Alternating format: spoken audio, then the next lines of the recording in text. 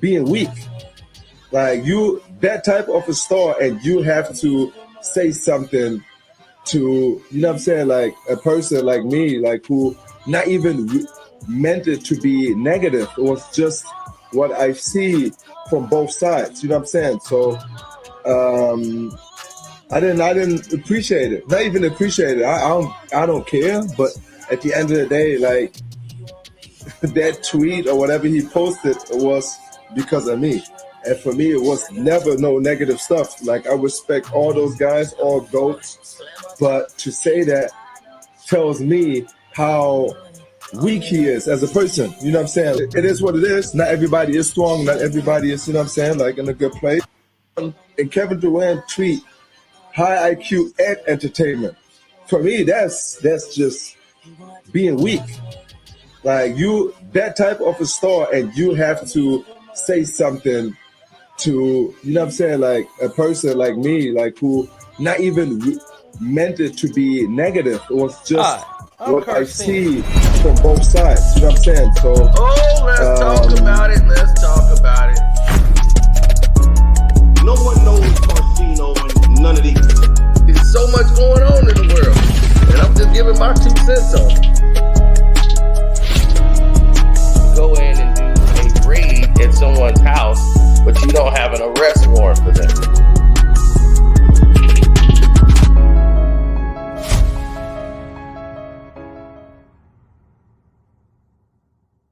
And Kevin Durant tweet, high IQ and entertainment. For me, that's just being weak. Like you, that type of a star, and you have to say something to, you know what I'm saying, like a person like me, like who not even meant it to be negative. It was just what I see from both sides. You know what I'm saying? So I didn't appreciate it. Not even appreciate it. I don't care. But at the end of the day, like that tweet or whatever he posted was because of me. And for me, it was never no negative stuff. Like I respect all those guys, all goats. But to say that tells me how weak he is as a person. You know what I'm saying? It is what it is. Not everybody is strong. Not everybody is, you know what I'm saying, like in a good place. And that's the truth. That's the truth. Dennis Schröder, once again, as we tried to tell Outlaw, Dennis Schröder, there's a big difference from having basketball IQ and being in the NBA. What he says over there is about IQ. Over here it's about entertainment. Over there, LeBron James is a bum. Over here, they call him the king. So right away, I'm in full agreement with everything that came out of the mouth of Dennis Schröder. 100%. Calling Kevin Durant weak. He was weak to make that kind of post. He was weak to not speak out about LeBron. He was weak to just sit there and let that go on. Kevin Durant, you are a unicorn in this thing. You're one of the greatest players. No one's ever seen nothing like you, and you don't own it. You just want to get high. This bum taking all your credit. Yeah, I'm the king. Like he's putting a shit bag right on his head.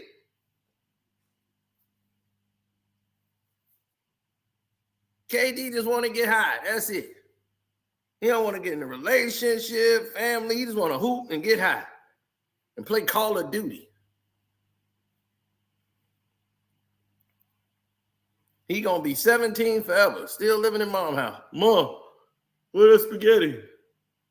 It's right there, Kevin. All right. Don't see no sauce, Mom. Looking in the cabinet, there ain't no sauce. That's going to be him forever. Soft mama's boy, all the way through. Now, what's the problem here with this scenario, good people? The problem is he's right. And you got all these people like Stephen A. Smith and Shannon Sharp trying to tell him he wrong. How he wrong?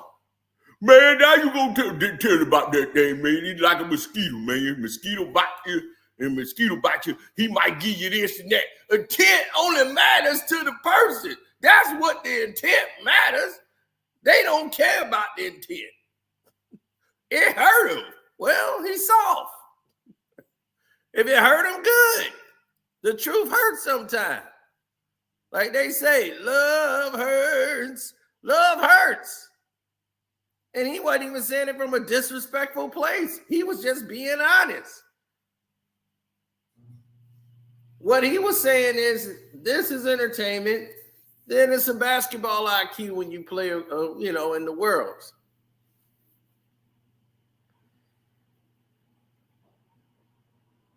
Shannon Sharp started talking about goddamn mosquitoes.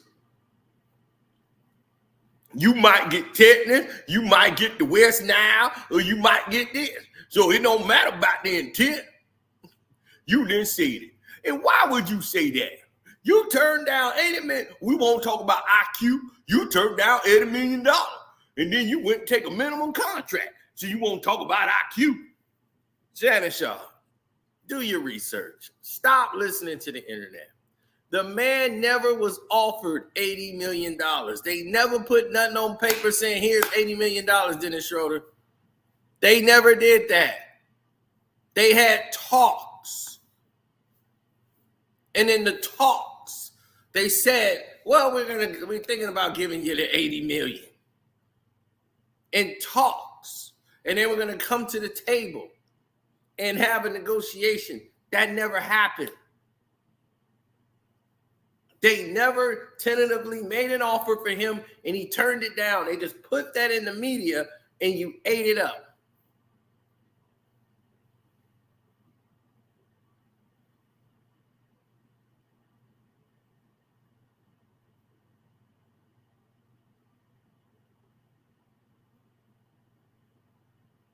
Absolutely, they did. They threw it right in the media for y'all to eat it up. Made no sense. That man didn't get a chance to reject the $80 million. He knew what his market was.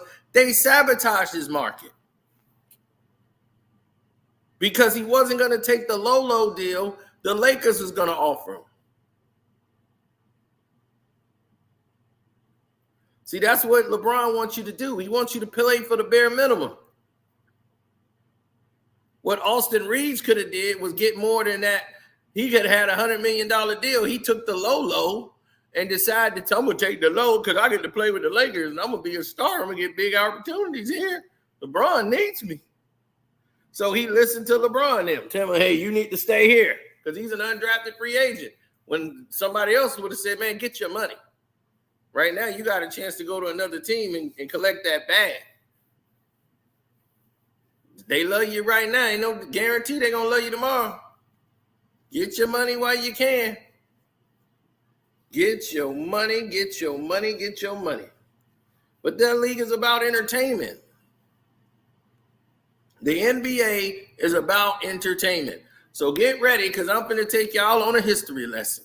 And Kevin Durant, smoke up and get ready to smoke your hookah, your blunt, and pause your Call of Duty. I don't know if you're in a live game or not, but make sure you pause it and you can listen to this. Now listen. KD, listen up.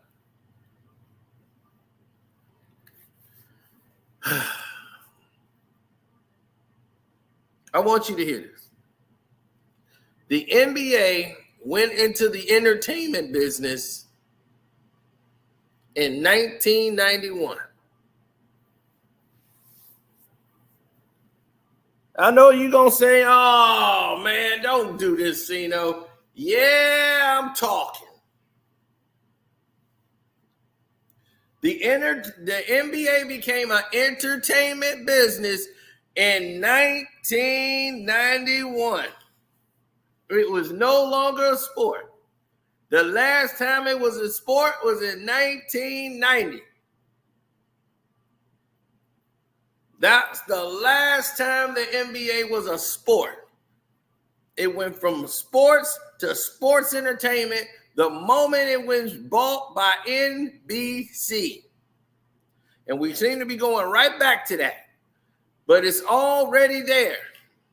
The formula was in place. I know y'all gonna say, man, this is what it was with Magic and Bird and all them. It was entertainment then.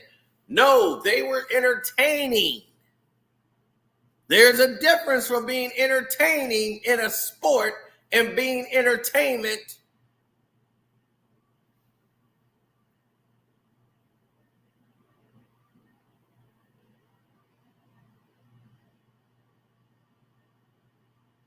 Now, here it is. After CBS, who CBS is about sport, they got out of it, and the NBC came and got it.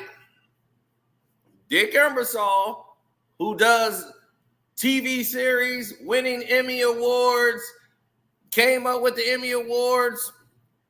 Everybody know the best intro ever, came out with Inside the NBA. He decided it's about stars and making the stars shine. And who's your biggest star in the world? It is Michael Jordan.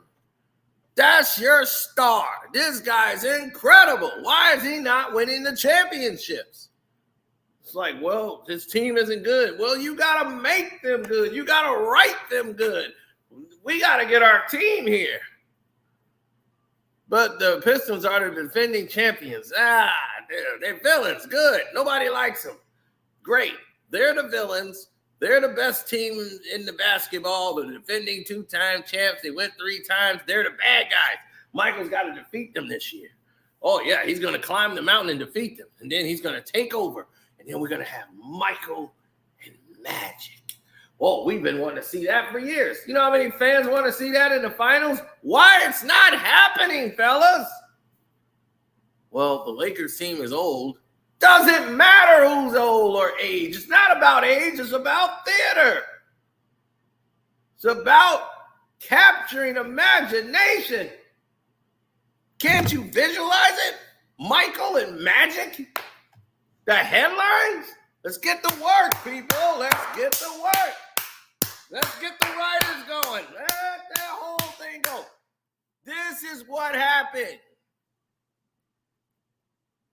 They said, well, how can we help Michael get to the finals?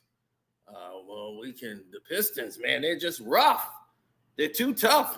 The Bulls are finesse. The Pistons are physical.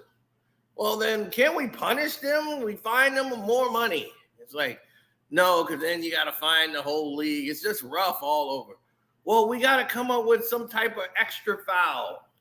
The flagrant foul. Yeah, those are flagrant fouls. That's going to be an extra different foul that'll give the team 2 shots and the ball.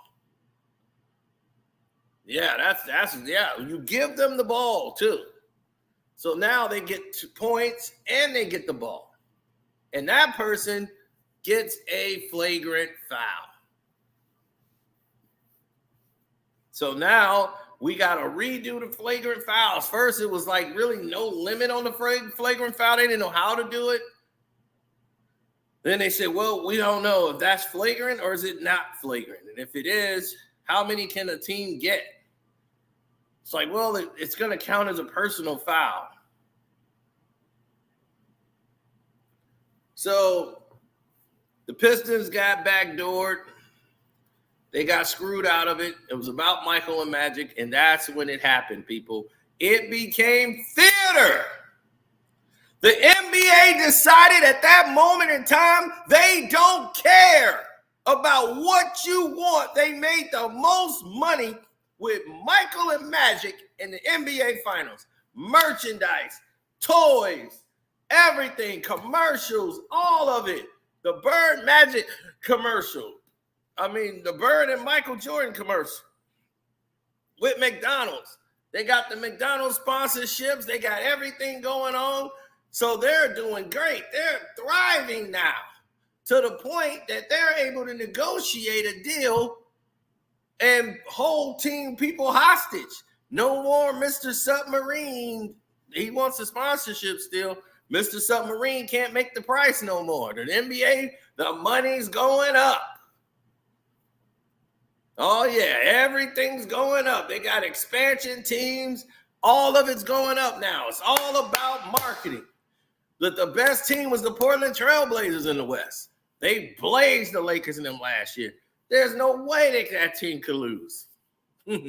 Wrong. They're going to make a way. If you want to know corruption, go watch the Western Conference Finals in 1991. Go watch the Lakers versus the Trailblazers. It's the most corrupt series you're going to see.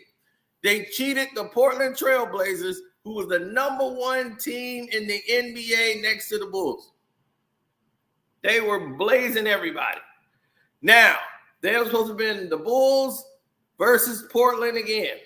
Well, Portland for the first time that year, they had to have Magic go because they're getting old. Let's give Magic that swan song goodbye. Let Michael beat him, and that's the passing from Magic to Michael. Okay, he beat Isaiah. They were the champions, but the real ambassador of the NBA is Bird and Magic, and they have to pass that baton over to Michael, and Michael's going to take it and go with it. He is our protagonist, and all the Pistons and everybody else, they're the antagonists. So now the whole election thing is going on with the Dream Team and going over there to play. So now the committee is talking about we're going to have NBA players in this Dream Team. So now everybody's talking about that. The selection process was going on during that first year in NBC.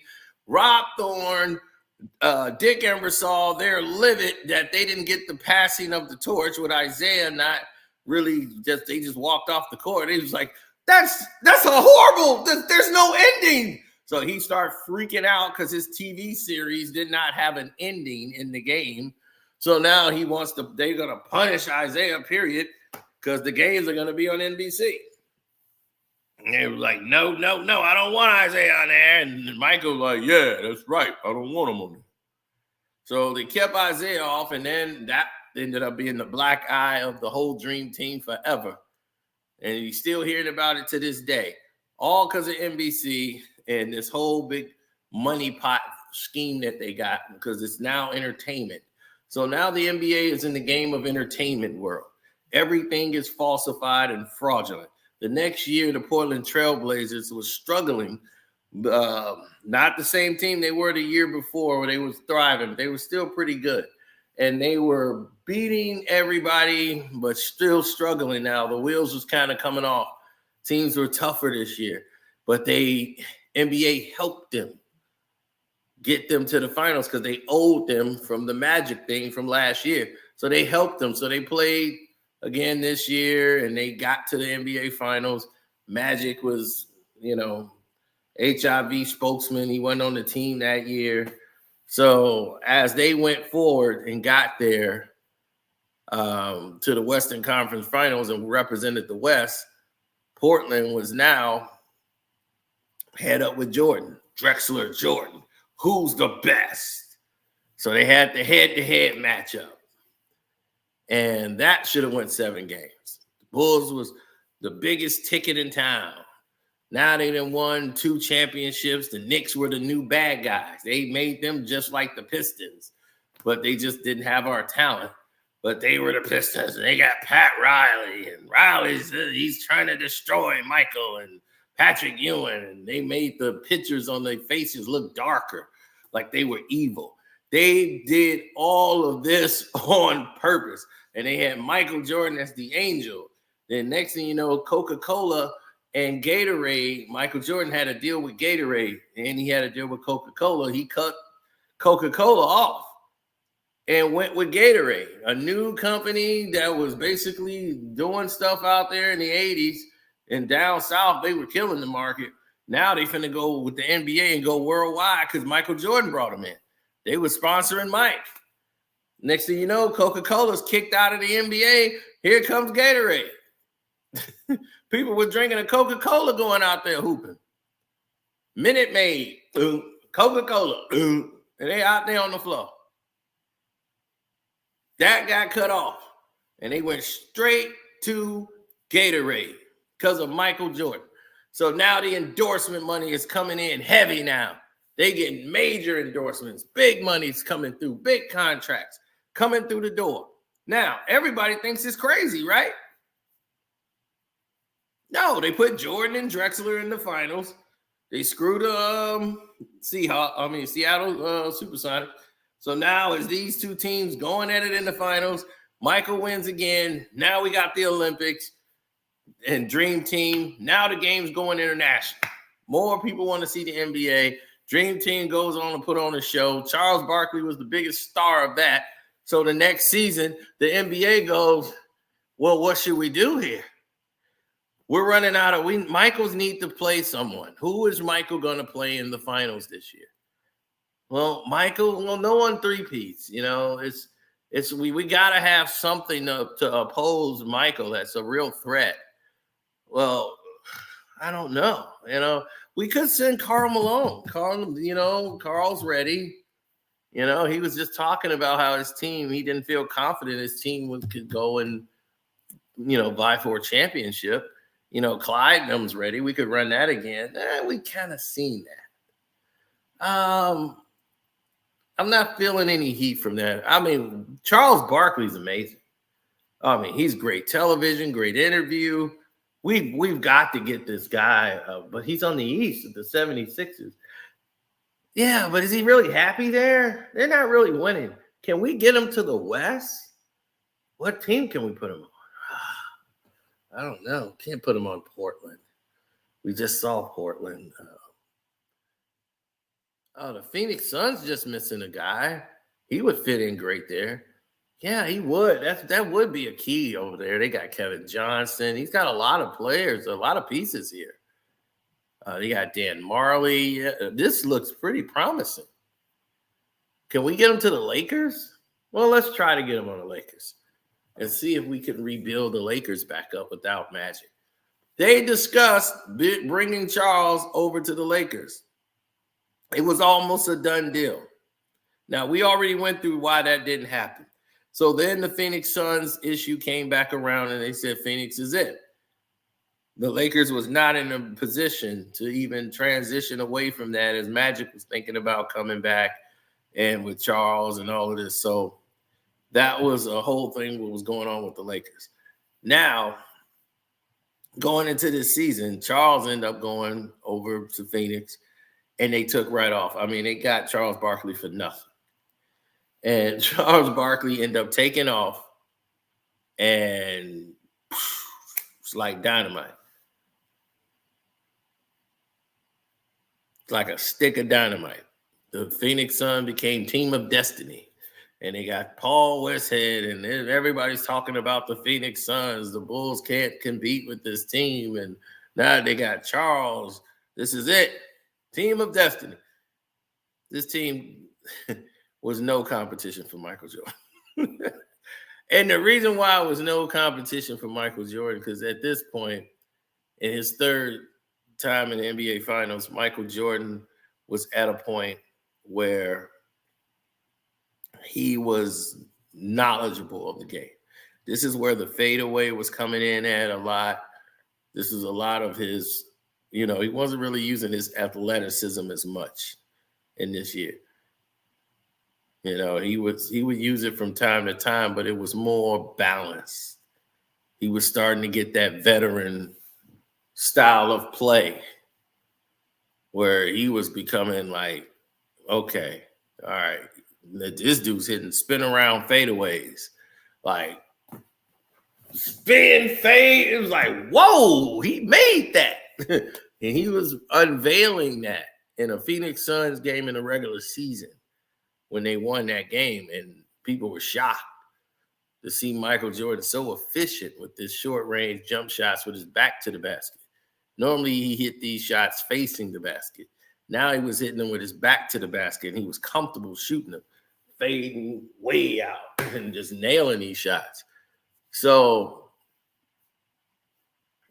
Jordan was becoming more relaxed, more calm as a basketball player, more like he's figured it out.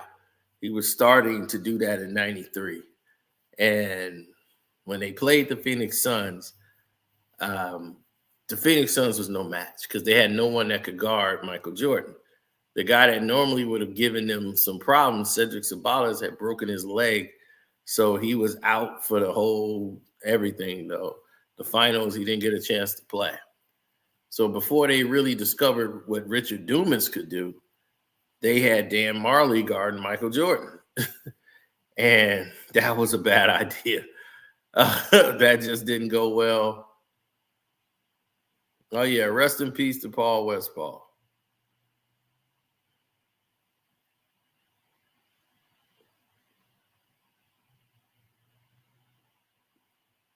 He said they traded Barkley for Hornacek, Long, and Perry. Yep. So with all of this being on the table, the NBA has set up all this marketing for the Suns and the Bulls to meet, and the Bulls are beating the Suns at home. The Suns was one of the only teams in the NBA to have the best record at home and lose every game at home. They lost every game at home because they weren't a team that knew how to close down the stretch. The Suns either blew you out or they lost badly. Now, they weren't a team that knew how to, at the end of the game, this is what we do, close the game out.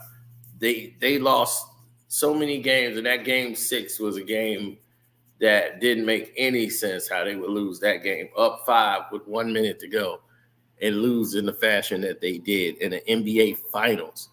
It was a total mental collapse. I thought Donahue been dead. I didn't know, but rest in peace, old Phil Donahue. Now, here's where it gets sticky. After this, and we're going to correct everybody also on this, this game is at the ultimate high. Michael Jackson comes out with the song Jam. That's going all through the NBA. Jam, jam, it ain't too much for Michael Jordan's in the video. It ain't too much for me to jam. So you got that going, NBA Jam, jam, jam. So that's going, the video game craze. The NBA is at an all-time high with entertainment. Gatorade. I want to be like Mike. Sometimes I think that he is me. And that is how one day I got to be. Boom, boom, boom. Right. Everybody wanted to be like Mike. It was Jordan. The shoes were selling. The NBA was at an all-time high. It is all entertainment. But the thing about it was you were entertained at that point. You were entertained by the game. It was an entertainment business, but you were entertained. Now, where did it start to go wrong? Michael Jordan abruptly retires. He was tired. He was just played the Olympics. He just went to the finals back-to-back, went to the Olympics, just won another championship. He was talking about retiring then. He was serious, like taking a break. Like, man, I'm tired. I'm talking about just taking a break because it wear you down. Then his father dies, and he goes full on in steam into retirement. Now, during the midst of this, the Chicago media had some detractors who wanted to take Michael Jordan down. They want to find out, this guy's squeaky clean image is too much. Something's wrong here, and we got to find it. So the smoking gun came when Michael Jordan was playing golf with a guy, and they was betting on the golf course. Like, they thought Michael Jordan knew the guy's whole history. Found out this guy's a former drug dealer and a hustler. And then Jordan owes him money. What kind of money Michael Jordan owes this guy? Now that became a story. Jordan's gambling. He was in Atlantic City in the middle of a playoff game against the Knicks. If they lose to the Knicks, it's because of Jordan's gambling. And remember what happened with Pete Rose. So right away, they found their hook. Jordan and gambling. That's the big hook. Michael Jordan's gambling. Like, that's a big travesty. Nobody in the history of this world has ever gambled except for Michael Jordan. This is a travesty. So now everybody can see what it is. Don't forget to hit the like button, good people. I know y'all just got here, some of y'all. We're going through the NBA's whole entertainment line. So now here's where it's finna go off the rails.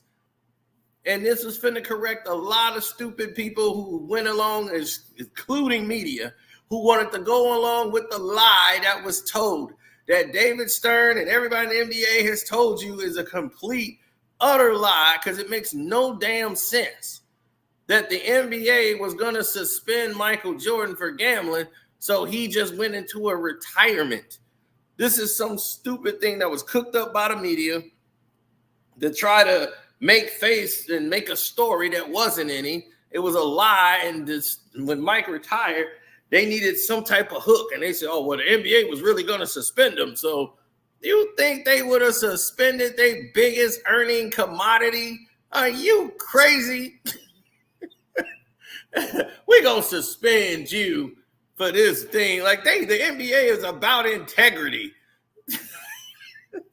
They could give a damn about Michael Jordan's gambling.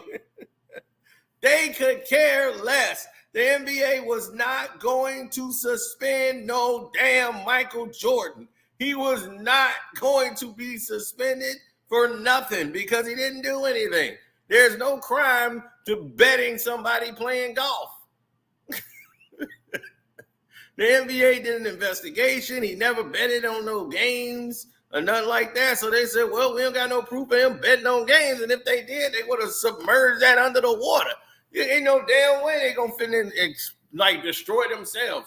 We found it. We dug deep, and we're going to put Michael Jordan out of the game so we can lose millions. For the integrity of the game. Are you nuts? He didn't break any laws. So now, the guy who he owed the money, Mike paid him off, wrote the check, no problem. Michael Jordan at that time was making $40 million a year from Nike. That was then. He making like $40 million a year in like the 1990s, early, off Nike alone. In the NBA, he only getting paid like $3.2 million. Think about how many millions they making off Mike. Jordan turned that from a $100 million business to $1 billion business. Think about it. $100 million business overnight is turned into $1 billion business. All off the back of him. Every team in the NBA is benefiting off Michael Jordan. They're eating off him. And he's getting paid $3.2 million a year from the NBA. So all his money was coming from Nike and endorsements. So that's why he was making over $40 million a year during that time. Now everything changed because after the fact, everybody wants to jump up in arms and change the formats of what is happening because Michael Jordan isn't there. So Dick Ebersol's like, what are we going to do? Jordan's really retired. He's going into baseball like, oh, no, he'll be back. He's just taking a break. But right now we need something like, what is the plan B? Oh, the Knicks, with Pat Riley and the Knicks. Great. Knicks is the plan. Okay, who they're going to go against? San Antonio's got a pretty good team. I just not feeling a lot of heat from that team. It's just, there's no personality. Well, it's Charles Barkley. The Suns, remember? The Suns just went. We got Barkley. We got Ewing versus Barkley, Pat Riley. Great. Suns and Knicks NBA Finals. Here we come. So this whole season is all geared up to the Knicks and Suns going to the NBA Finals. That was the plan. Going into this whole season, the promotion and the marketing, it's our time. Patrick Ewing says it's our time this year. No Jordan. They're the ones that take the mantle. So now here come the Knicks. They're going to take over. The Phoenix Suns, after they're going to the finals, now they're ready to compete for a championship. All of the things are laid out. Everybody is set to go.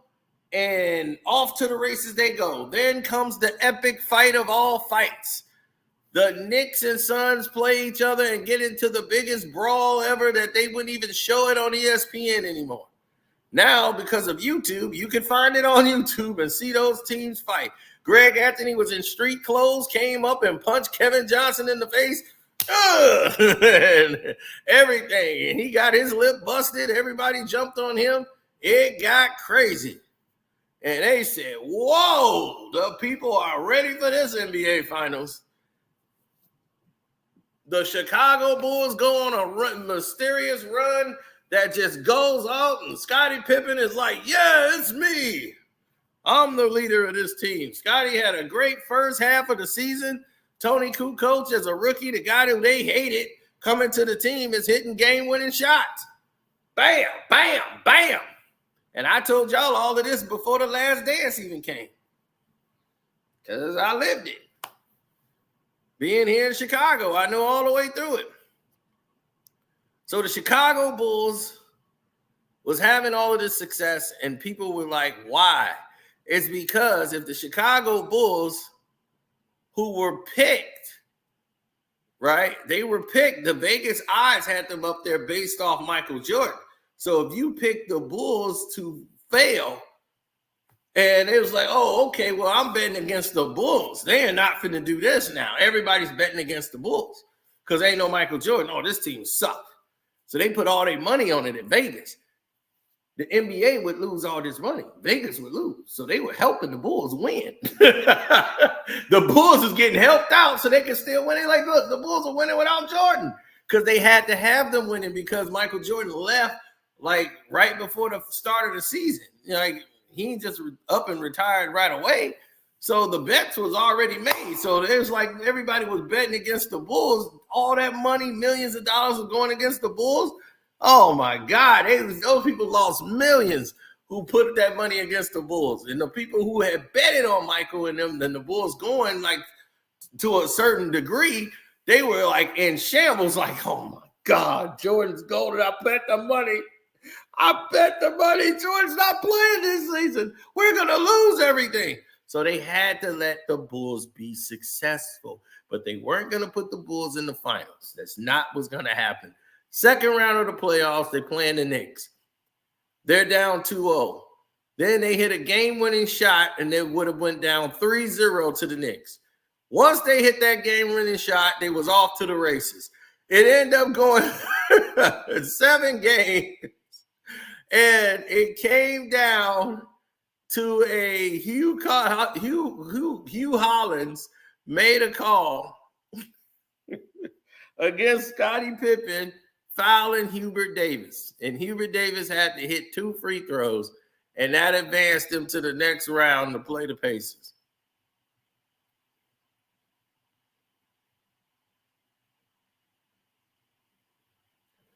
Yep. So once that happened, and then Hugh Hollins hit those shots. Hubert Davis hit those free throws. Patrick Ewing bought him a car. I swear to God, he hit 2 of the most clutchest free throws ever took. Patrick Ewing took him out and bought him a car. Straight like that. So after buying him a car, that call was BS. But don't blame Hugh, blame the NBA. They the one did that. And they was like, man, we would have won the championship. You would have lost to Indiana in the next round. You weren't going to the finals. So now the Bulls is out. The Knicks are going on their way. The Phoenix Suns face the same type of problem. They were being helped. They got to a situation where they just don't know how to close games. All of a sudden, they're up again. They fall asleep. They're up 2-0, fall asleep. Here come the Rockets. They're up 3-1, and they lose the Western Conference Finals 3-1. They were up. Everybody said the Rockets were done. They came all the way down to the very last game, Game 7, and Mario Elie hits a 3 from the corner and sealed the doom for the Phoenix Suns, who always implodes and shoot themselves in the foot. And it was nothing the NBA could do at that time. Wasn't no magnet ball like they got today. They would have never let that happen. And now you got the dream. Hakeem Olajuwon in the NBA Finals against the New York Knicks. The NBA is like, what the F is this? Does Olajuwon even speak English? I don't know. They did not market and plan for the Houston Rockets to be playing the New York Knicks. Now, let's get to the games. Now it's going like, okay, it's 2-0. Knicks is up. Everything going great, right? So I think they played. I think the Knicks had they didn't have home court advantage. I think the Rockets had home court because I think they split those games. They split in New York. The Knicks was up 3-2, going back to Houston. The O.J. Simpson thing hits, and all hell breaks loose. Bronco chase in New York. And the ratings were so low for this series. They said everybody's watching on every channel this Bronco chase. It is killing our ratings on the game. We got to switch over to the Bronco chase. So the NBA game was first, the Bronco chase was in a little small screen. Then they made it on the big screen and put the NBA game in a little small screen. I said, oh my God. It is falling off the rails. So now you're getting the whole gist of the story. NBC made the switch immediately. So now everybody's got the Bronco chase, and the NBA Finals is going on. This is how far they've fallen in 1 year because they did not prepare for the inevitable of what if the Phoenix Suns don't make it? We've been marketing just these two. We don't know really nothing about the Rockets. We got to do that on the fly. So next thing you know, Rockets go, they win, and beat the Knicks. That wasn't supposed to happen either. The New York Knicks wasn't supposed to lose to the Rockets. The New York Knicks had the game. Sam Cassell came in and got hot and hit a bunch of threes right along with Kenny Smith. And it was like, whoa, wait a minute. They come back and they took the lead and won the game. So Game 6, the Rockets are crushing them. That the Knicks is about to give it up. Starks goes off. Starks couldn't miss. He was hitting everything he put up. And now it's a game again. Now they could tie the game. It got to the point where they could take the lead. Starks is unconscious in Game 6. People don't notice. They always talk about Starks in Game 7. The reason why Starks was like 0 for 12 or 3 for 12 in that game is because he was on fire in Game 6. He couldn't miss. John Starks is hitting everything he put up when the game looked like it was over. And he came back into the game. And then they brought all the starters back in. They was bringing the bench in. Starks was like, I'm just going to be firing, and was hitting threes. And they was like, whoa, John Starks is one-man wrecking crew. He brought them all the way back. So it was a game again. And then they made one turnover. Game 6 is over. Rockets survive. We go to Game 7. Starks couldn't buy a shot. He was like 3 for 12 or whatever. And that was the series. And the Rockets won, and it's nothing they could do. They couldn't stop Dream. Pat was done. And now they're screwed. It's 95. What are we going to do here? We have no plan. And let's see what the season goes from here. Let's try to get the Knicks and Suns, and hopefully we can turn this thing around. Is Michael Jordan coming back yet? You sure he doesn't want to come back? Damn. Well, we got to go with this. Suns, Knicks. Let's go. So the NBA start the season off with Suns and Knicks. Now they're starting to see this Shaq and Penny, Shaquille O'Neal and Penny Hardaway. They're getting a lot of push. And Sean Kemp is starting to grow up now. He's becoming more formidable than just a slam dunk guy. So it's like, well, we got the Seattle Supersonics in the West. This is looking like it's going to be a really good year. Supersonics is on fire, and it's like, okay, the Suns are imploding, but we got this superstar team. They're young, Gary Payton, Sean Kemp, they're high-flying energy. The young people like it. This will be great. We might have an upset with the Phoenix Suns losing to the Supersonics, and we might have the fresh NBA Finals with the young guys versus the old Knicks. And then we'll have the Knicks beat them, and then we could play this. So now they have something to play with. Then guess what happens?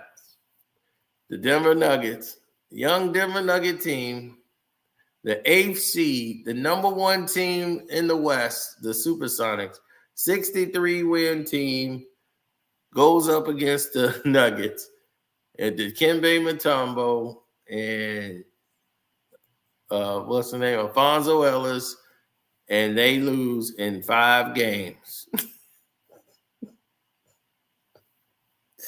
to the Denver Nuggets and get upset and knocked out in the first round. So the Seattle is gone. So now they're like, well, we still got our Phoenix Suns. What happens? The Houston Rockets and David Robinson, they got Dennis Rodman in there now. So they're like, this Rodman thing is working with San Antonio. We thought it'd be crazy, but no, it's actually working. This is pretty good. This team is starting to come into its own. Let's go. David Robinson is MVP. And here's this Rodman, and he's dyeing his hair different colors. David Stern is going nuts, but people are loving it. And he's going to help David Robinson get to a championship. So now Seattle's gone. Let's put all the push behind San Antonio. San Antonio and the Suns, and it just did not happen for either one. The Suns were out. No matter how much they helped them, they couldn't stop the ball from going in. It was just like, damn, that went in. That shot went in. Damn, it was like everybody's making shots on Phoenix. Robert Horry just started hitting stuff from all over. Robert Horry, Big Shot Bob. They was, who the hell is this guy? We got this guy in foul trouble. Now this guy's hitting threes. Who the hell is he? Horry. So now this happens. The NBA is in shambles. The Knicks, they trying to get them to the NBA Finals. And Patrick Ewing's got a bum knee. So he loses to the Pacers in the second round. Now they had it all laid up. Patrick Ewing misses the layup. It hits the back of the rim and comes off. Now you don't have New York versus Orlando. You got Indiana versus Orlando. Nothing they wanted. The NBA was no. The Orlando Magic versus the Indiana Pacers. Everybody's pissed. So they're like, no, this don't make sense. He missed the damn layup. We set it up perfect for him. Now, right after that, what happens after that was so epic? Thank you, guys. Hit the like button here. We're giving you a whole rundown on this whole thing here. So what happens after that fact? Michael Jordan comes back right before the season ended. Didn't matter. Orlando Magic put Michael Jordan out. Didn't have a good enough team. The NBA is just glad to see him back. So they was good. This loss will make Mike want to stick around. So they was like, if he won, he might have just retired again.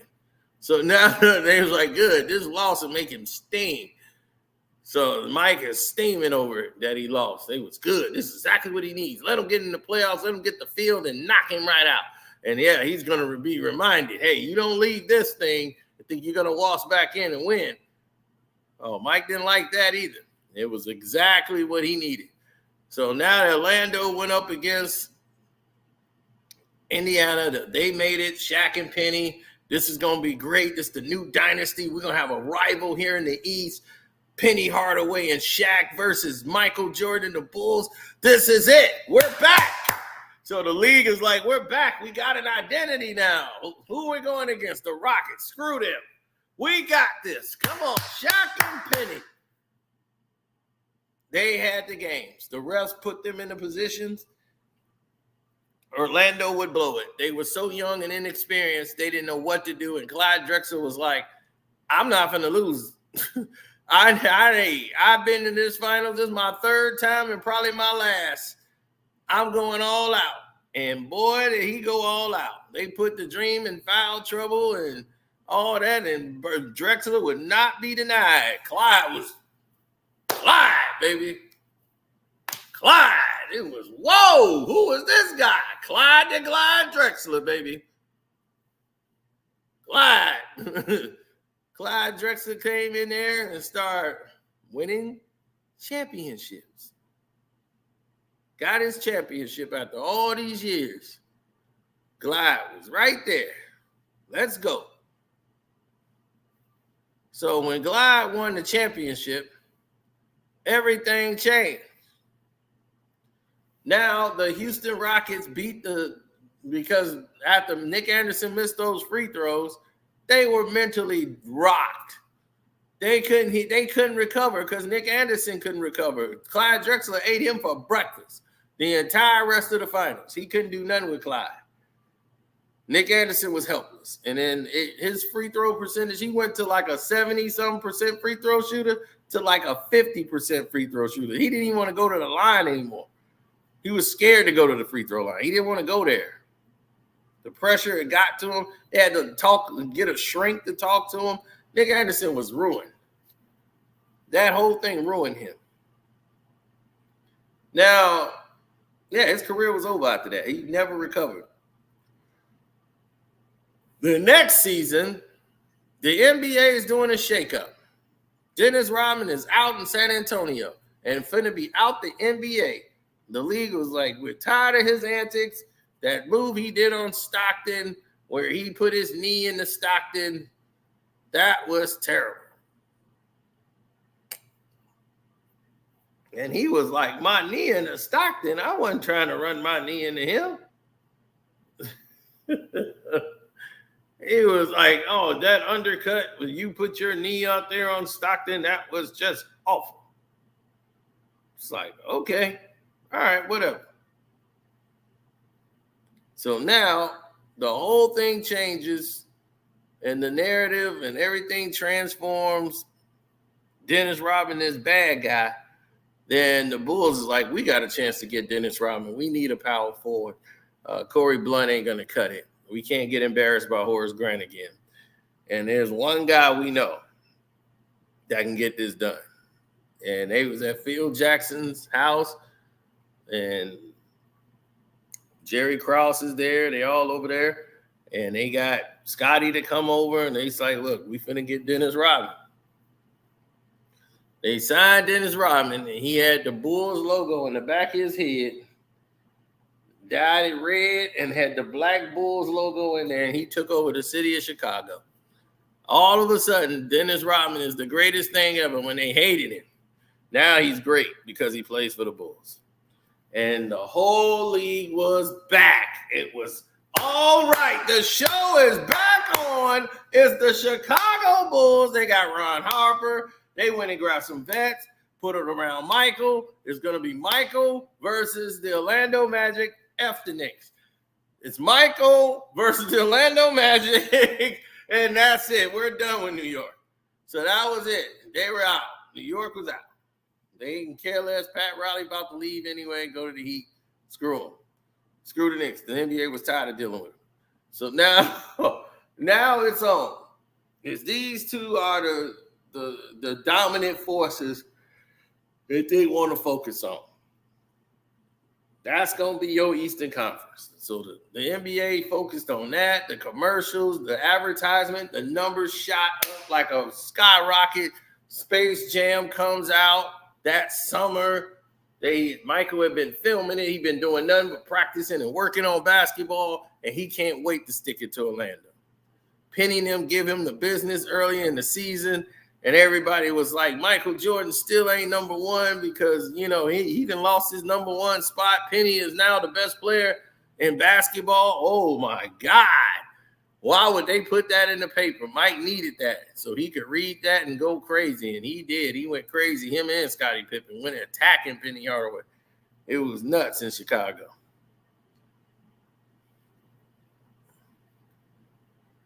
Yeah, they beat the Bulls without Shaq. So that's why everybody's like, they won without Shaq. Penny Hardaway just destroyed them. So when everybody sees something like that, it makes and creates a narrative that's not really on the table. So all of the infighting that was going on with the people surrounding Shaq and his jealousy of Penny, you know, Shaq talk about it all the time. No, man, it was me, man. It was me, man. You was great. I'm sorry. Okay, man, let's go. I'm just saying I'm sorry, man. Yeah, it should have been me and you winning them championships. Man, we'd have had like, what, 5, 6?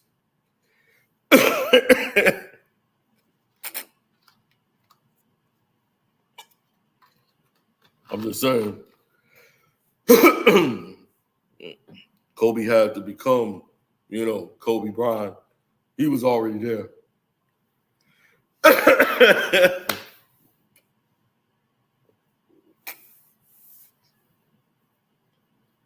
Shaq been jealous of everybody. So, hey, that's not nothing new. But they get there. Michael Jordan tells them, look, man, I ain't Shaq. Shaq did this. Look, man, I ain't Shaq.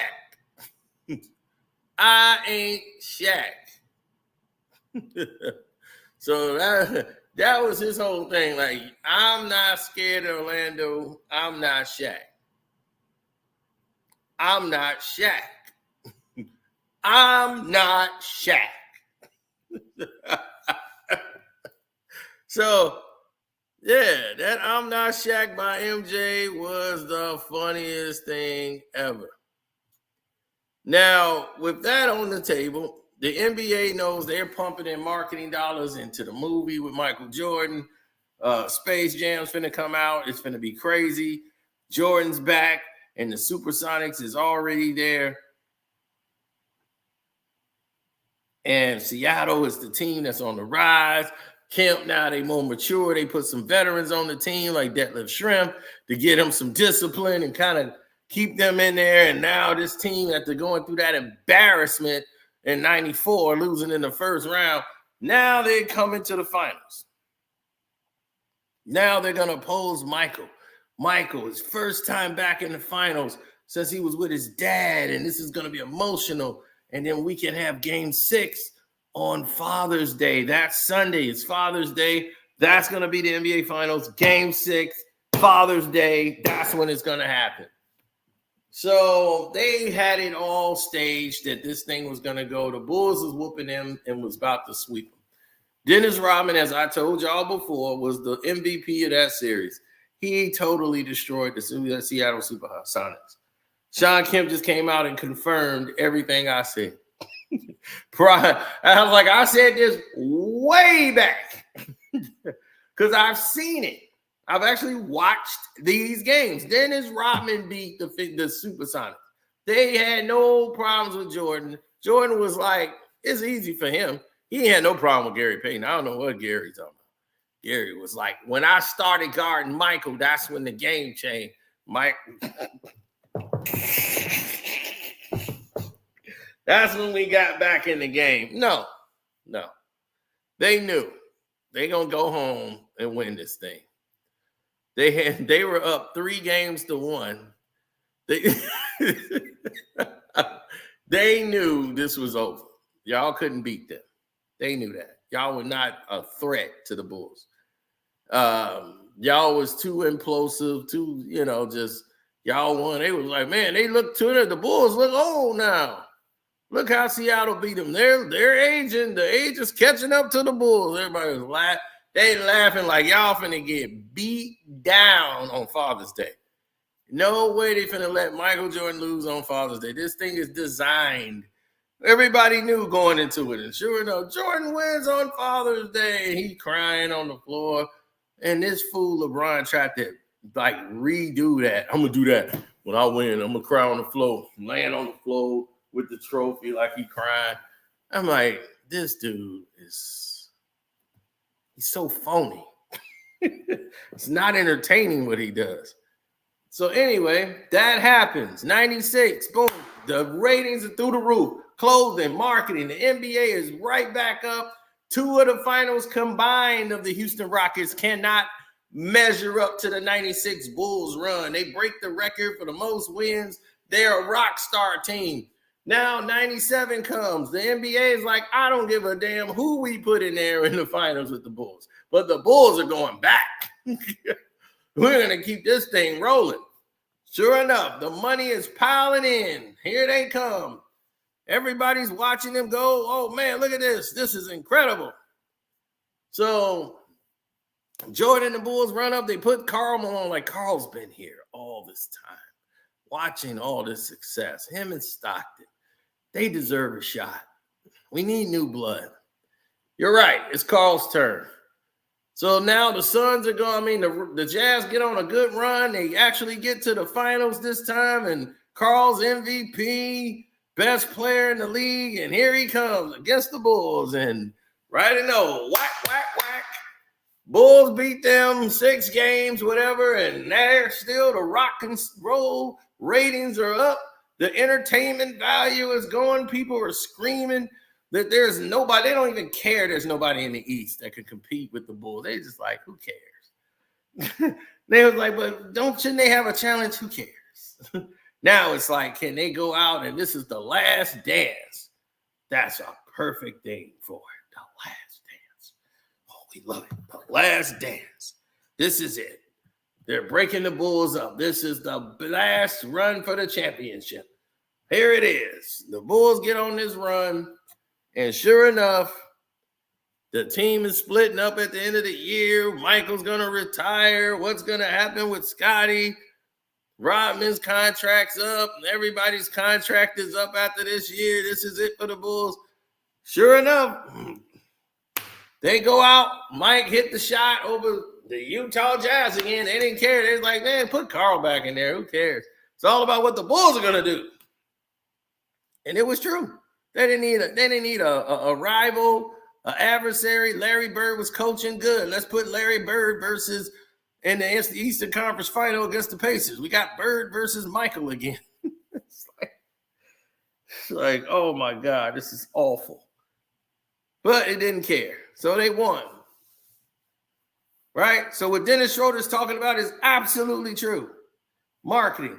Soon as Michael Jordan said, I'm retired and I'm gone this time in 98, Dick Ebersol stepped down. Said, I'm stepping down as president of NBC. He's done. That was in 1998.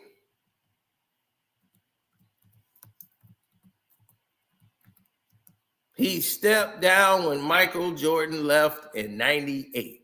Dick Ebersol says, I'm out.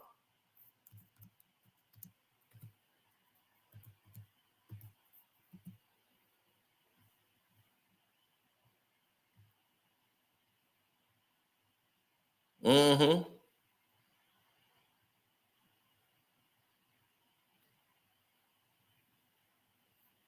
Somebody said, when did the ABC take over?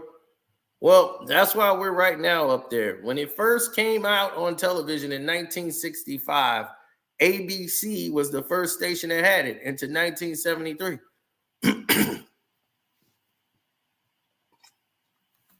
I only remember it from CBS.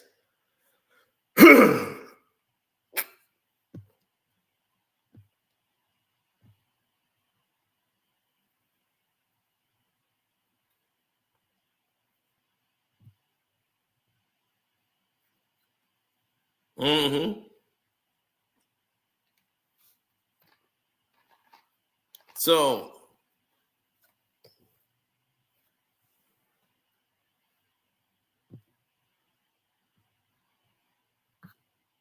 No, they did radio coverage. They didn't have the games. Now, Dick Ebersol leaves in 1998. There's a holdout for the NBA with the whole players and everything else. They couldn't agree because of the salary changes. When Michael Jordan came back in 96, all these young players is coming in getting $64 million contracts from a rookie. Like Glenn Robinson, Big Dog, and all these guys are coming in getting these contracts. Michael Jordan's like, look, I'm not playing for no $3.2 million no more. Y'all ain't finna make this kind of money off me, and I'm not getting paid. So Jerry Reinsdorf, who owns the Bulls, who's the world's cheapest man, had to negotiate with Michael Jordan. Michael Jordan wanted $50 million a season to play for the Bulls. And that was in 96, and they were negotiating this contract, and he thought that was insane. And he's like, no man is worth that kind of money. He said, well, how much money are you making? I know what I'm worth, and I'm going to get what I'm worth. So they would have paid him 50, but due to taxes reasons, they paid him 30-something million a season. And so you're not going to get 50 because of the tax reasons and everything else. We can't put you in that, but 30, they gave him like 34 million 1 year. So he got like 30 million a year, but his asking price was 50 million a year. So he ended up getting 37 point something million each year, another 30 something million from there. They had to pay Michael.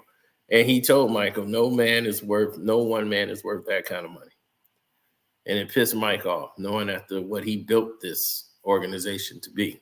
And they did it off the strength of his back. It just goes to show you they don't care. They didn't care. It was all about what they felt it should be for him.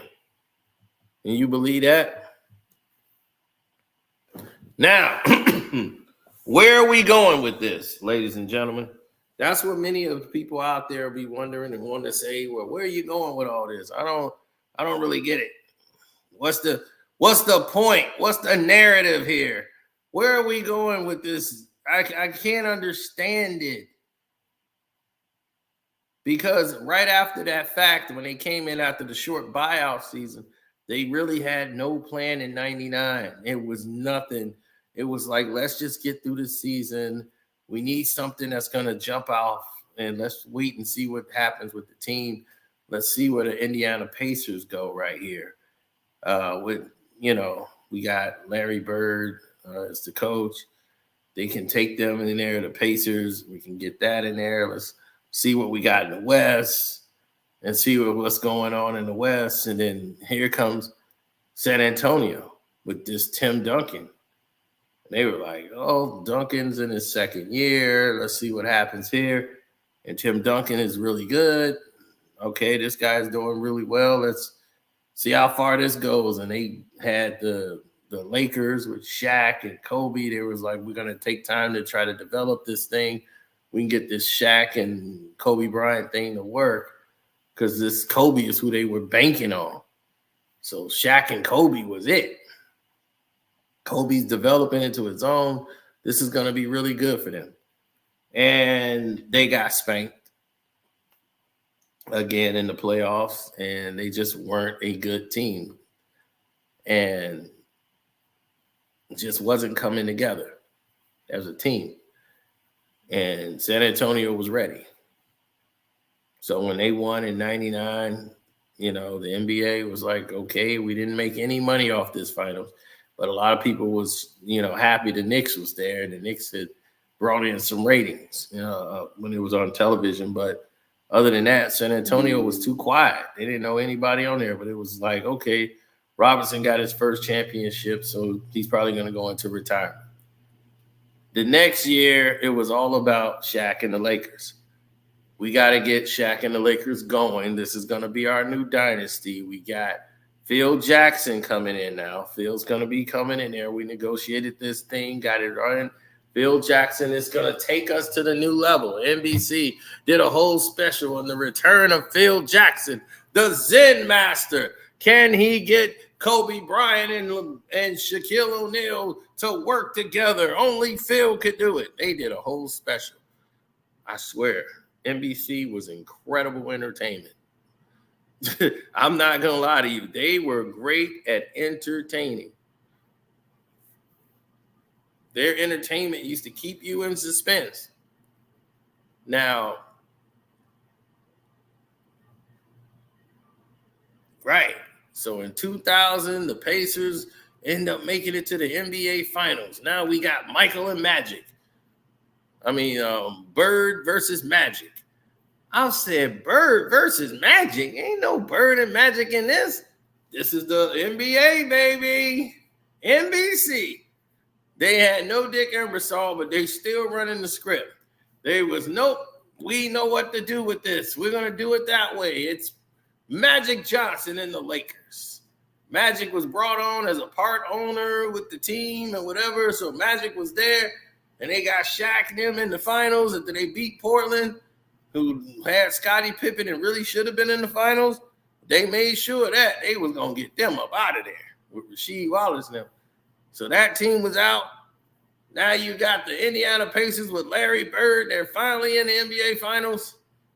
And now it's Bird, who's the coach of the Indiana Pacers, versus Magic Johnson, who's the owner of the Lakers. They did a one-on-one with those guys, talking to them. Like, this is it. This is competition. Once again, Bird and Magic in the finals. I'm like,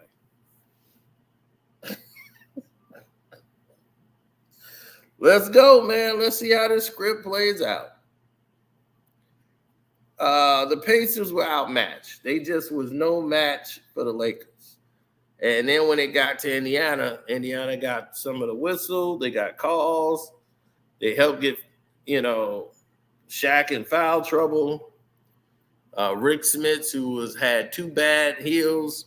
His feet were bad, and it was killing him to play, but he was dominating Shaq.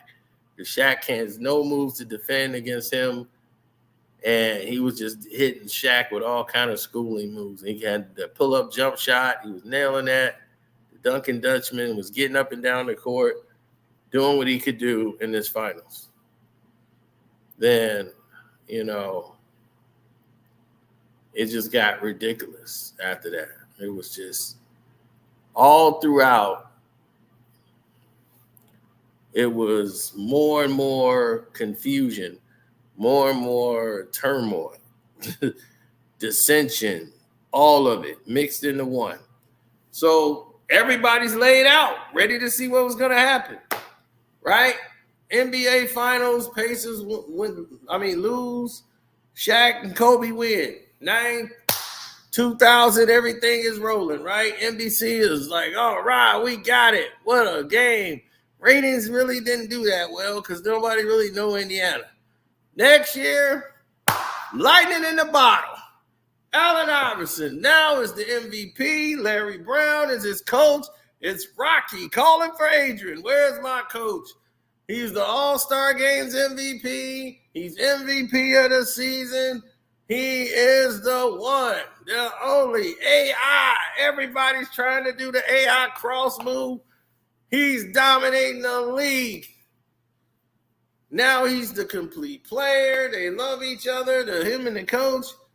It's a beautiful thing. Now, here it is. The Lakers are back in the finals. 2001 NBA Finals on NBC. And this, my friend, is the last one.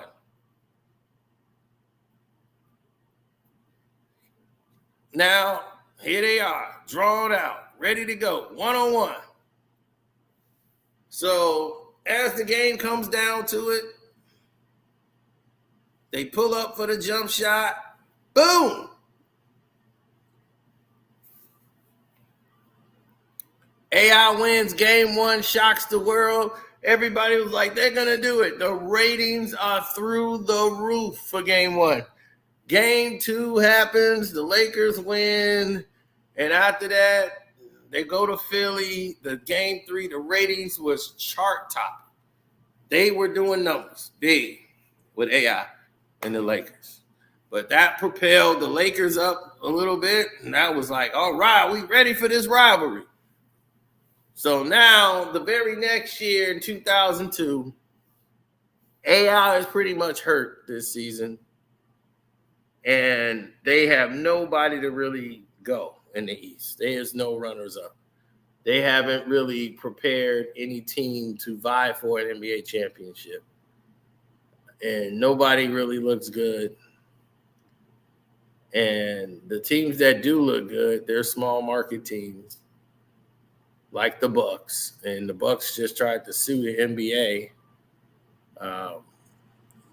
Ray Allen tried to sue the NBA over them getting cheated against the 76ers the year prior. So there was no way they could allow this to happen. So the New Jersey Nets with Jason Kidd was just on a roll. They just ended up playing well. And next thing you know, you got the New Jersey Nets versus the Lakers. They're going for a three-peat. And it was the worst, probably most boringest NBA finals in history. People were like, wake me up when it's over. And they went laying down. And the NBA finals was gone. Just like that. In January of 2002,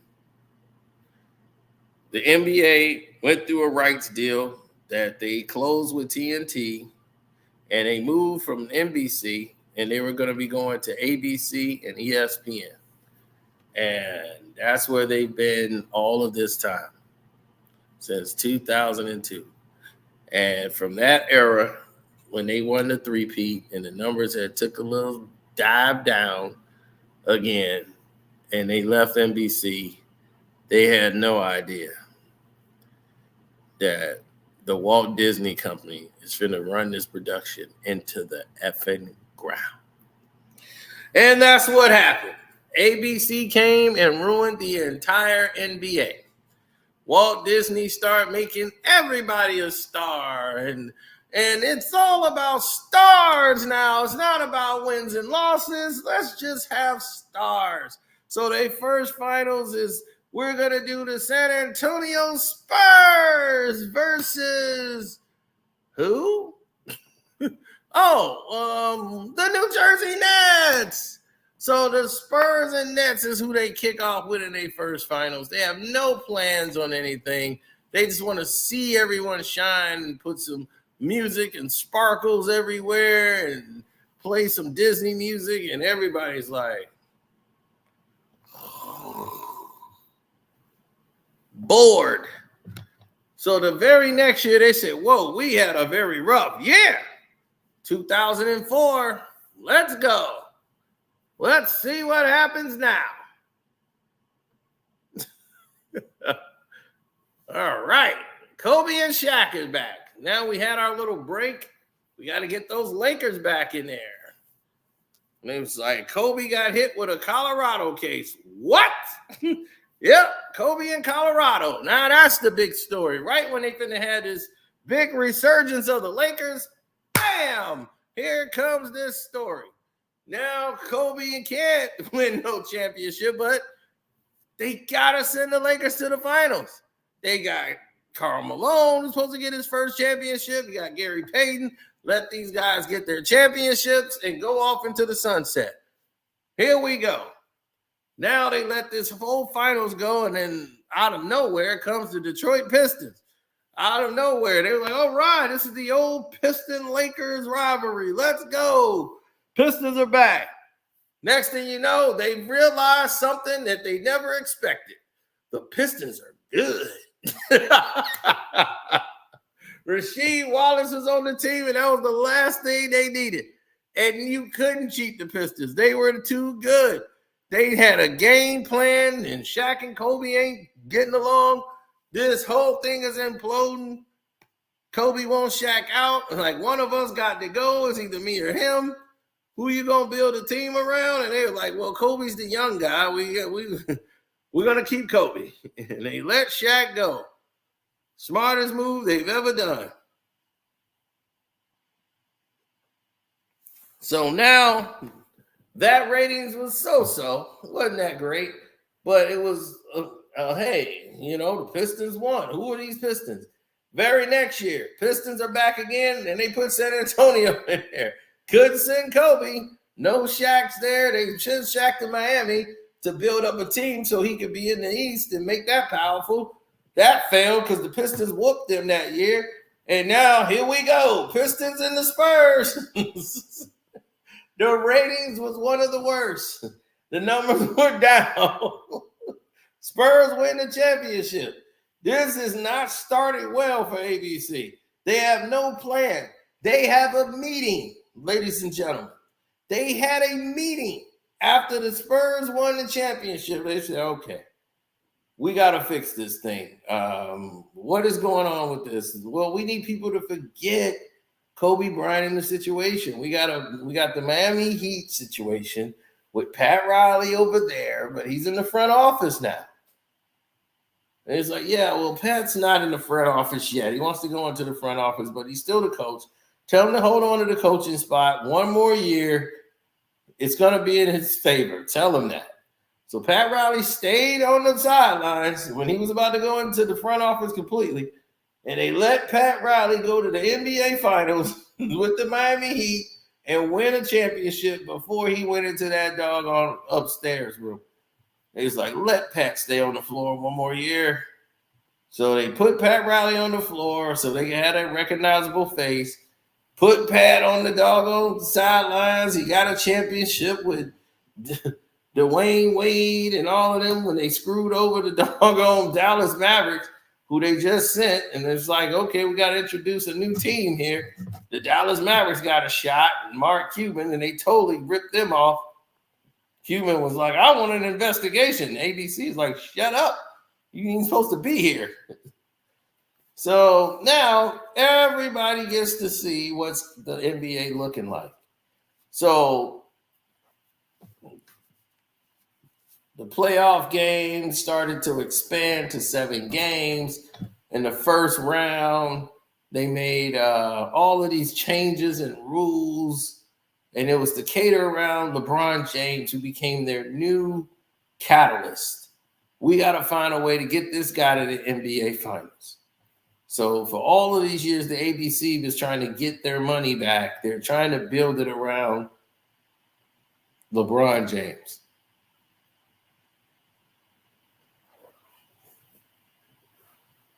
And for all those years, the Miami Heat, all of those years, the Lakers were the only team when they played the Boston Celtics with Kobe, when they got the big three in 2008, is when everything changed. Big three came. That was when they first started having their skyrocket team and their ratings. And that was when the big three came in 2008.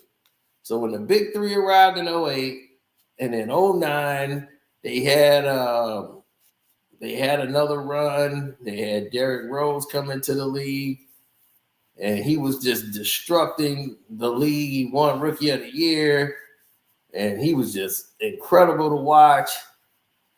Bron had the worst ratings in NBA Finals history when he went up against San Antonio and lost earlier. So all of this was non-successful for the league, right? Non-successful.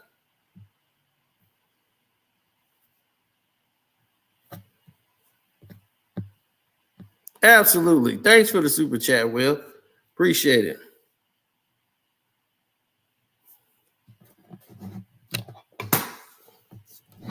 Who's done better for the economy? It's hard to say because Trump didn't really do anything for the economy.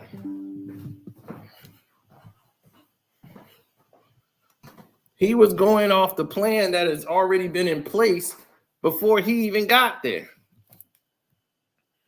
Now, he made some decisions that was better for himself.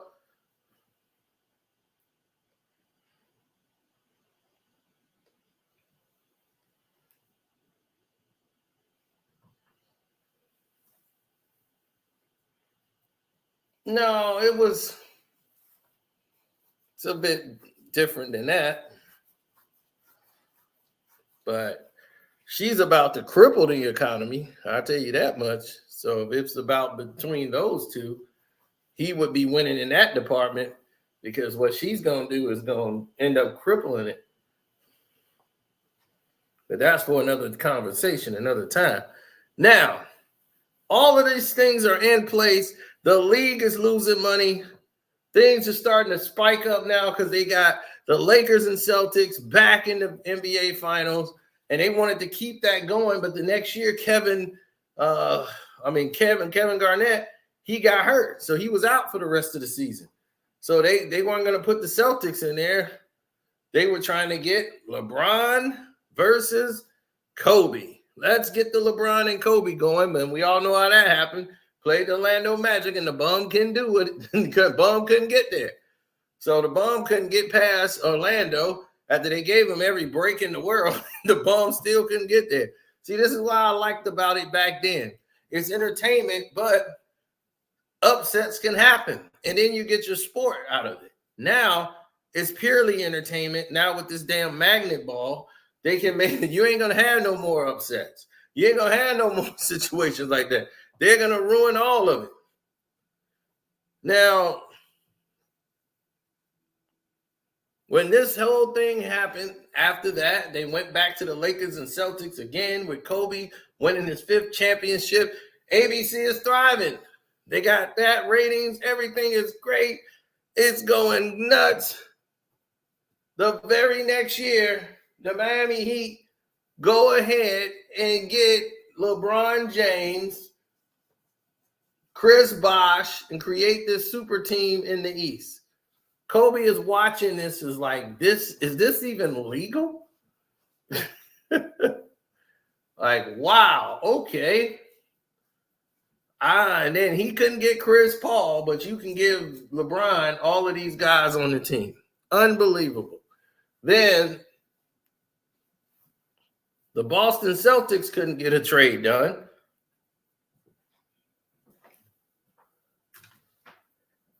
And the Miami Heat has become the agenda of the NBA of we're going to make LeBron James a superstar right here in Miami.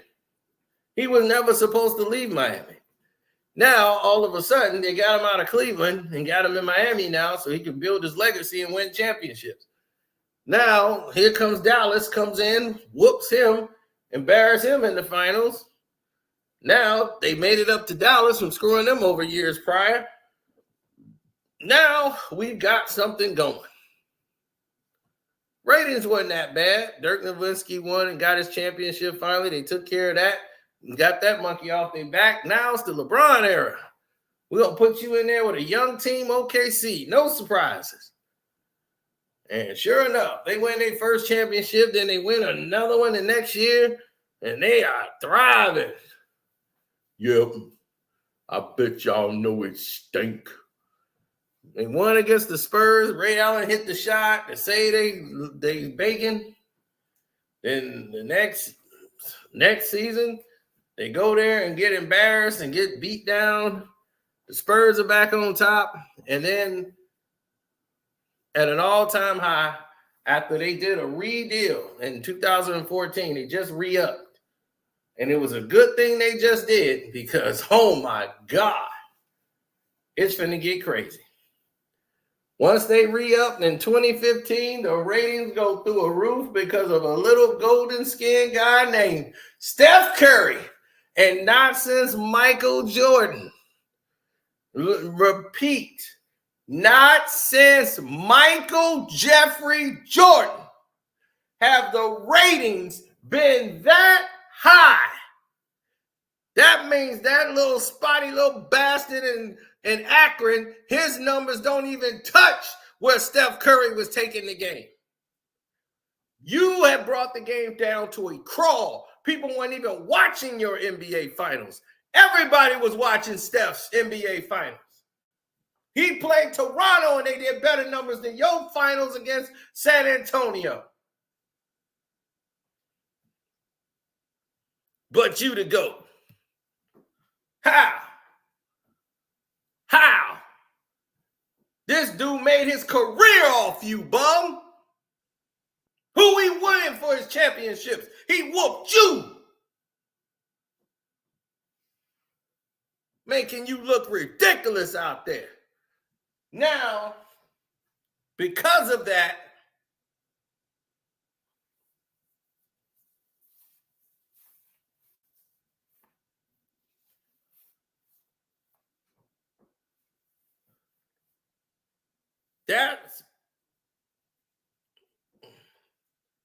because of that success, those ratings is up. They put him in there with, because Adam Silver took over and David Stern was out. So when they redid the new deal, Stern was out, Silver was in. And his whole agenda, keep LeBron going to the finals. He had LeBron play, Cleveland play, Golden State 4 times in a row. 4 times in a row. 4 times in a row. That don't happen. They were like, what are you doing? You got to get other teams involved. You can't just have a team keep going. Well, if everyone likes it, it's fun. It's like every year we want to see who's going to win. Like maybe this year we switch it up and give them some more players. There's like, you got 28 other goddamn teams. Their job ain't supposed to sit there and cheer for 2 teams. The hell you doing? Because he don't know what he's doing. He's looking at it from a marketing standpoint. We're getting good ratings. Let's not stop it. Let's keep dragging LeBron in there. Golden State was good enough to keep making it. They went 5 straight times. LeBron went about 7 or 8. That's not how you build your league. That's how you destroy it. So now people are programmed to see LeBron back in the NBA Finals. It was like, why don't you play? Why do I focus on this game for? It's only going to be LeBron and Golden State in the finals next year. Just let me know when the finals get here. It's going to be LeBron and Golden State. So there's no excitement to watch the regular season or the goddamn games. The only reason that we watch the games now, the people are focused, is because they got bets. People are betting the games. They got money on the line. They're like, look, I got money on the line. I got bread on this. You betting players, you betting. So now that's the only reason why they paying attention. But they were screwing it up. And since Adam Silver Slipper showed up, all of this started going downhill. So ABC is like, man, we out. No Steph Curry no more. And y'all think we finna pay this kind of money? Oh, we out. ESPN, all them, they were like, look here, we're done. We are out. People are not watching the games like that anymore. That's why they streaming everything now and going to watch their phones. Everything is going into streaming. Straight like that.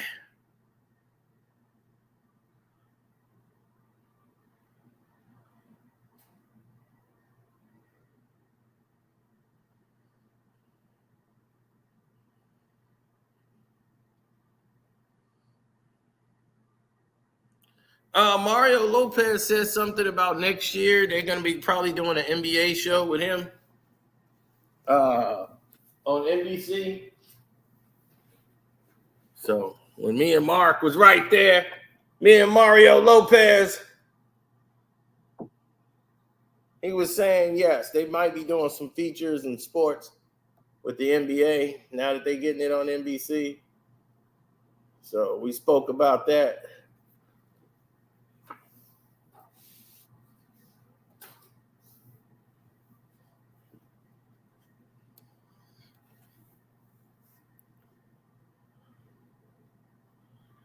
Hell, do anybody even remember who won the finals? Who won the championship this year? I don't even remember. Who won? Oh, it was Boston. Oh, okay. Mavs, Celtics. Okay. I had no problems with that. LeBron wasn't in it. So it was outstanding for me. But you see what I'm saying, though? You see? You know why? Because the only thing they were really pushing was Boston. They didn't really push the Dallas Mavericks at all until they were in the playoffs and making a run. Then now they want to try to promote the Dallas Mavericks. They hated on Kyrie more than they marketed the team.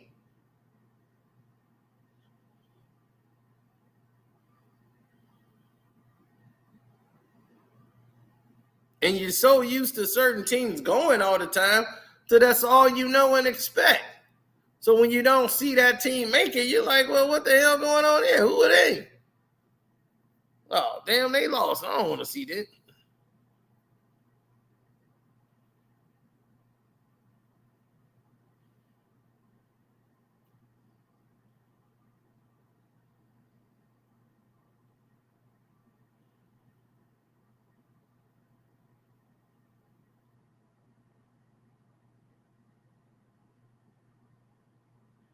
Mm-hmm. If Boston repeat, depends on who they play. Depends on who they play and how they market it, man. Will it be something memorable?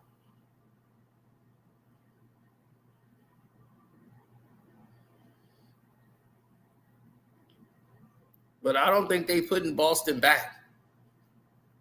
I really don't see that.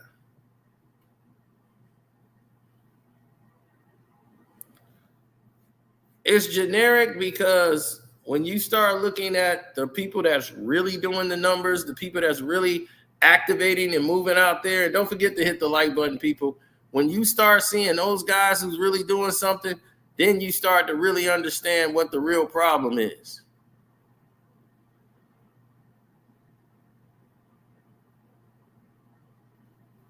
You see, Outlaw got up out of here once we started talking about what Dennis Schröder was saying. And this is why Dennis Schröder said, it's weak. It's entertainment versus FIBA and basketball around the world. That's about the basketball. That's about IQ. That's about the game. Guys ain't just pulling up, shooting threes and running down there to catch the ball to cross somebody to step back and shoot a crazy three.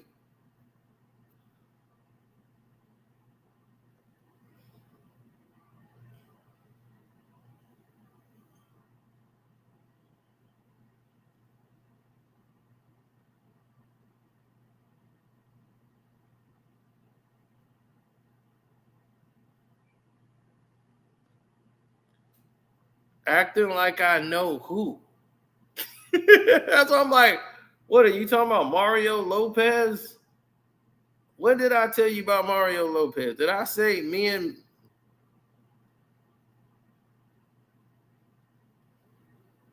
I'm like, my gosh. Did I say me and Mario Lopez was the best friends in the world?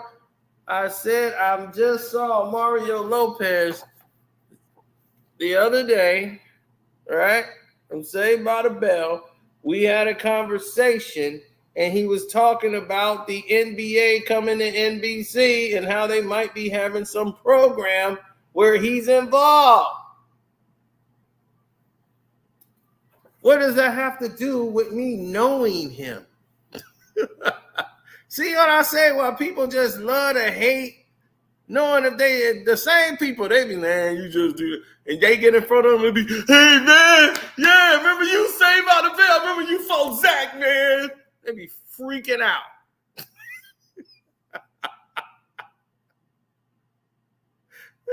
Same people, dude. Man, what's up, AC Slater, man? That's my guy. First guy to do, man, I don't be around no celebs, man.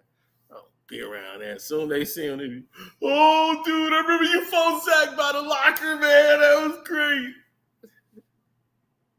It's all right, because I'm Saved by the Bell. Yeah, man, ain't that how it goes? Yeah, I remember. Yeah, you one of them. I can tell right now. You one of them.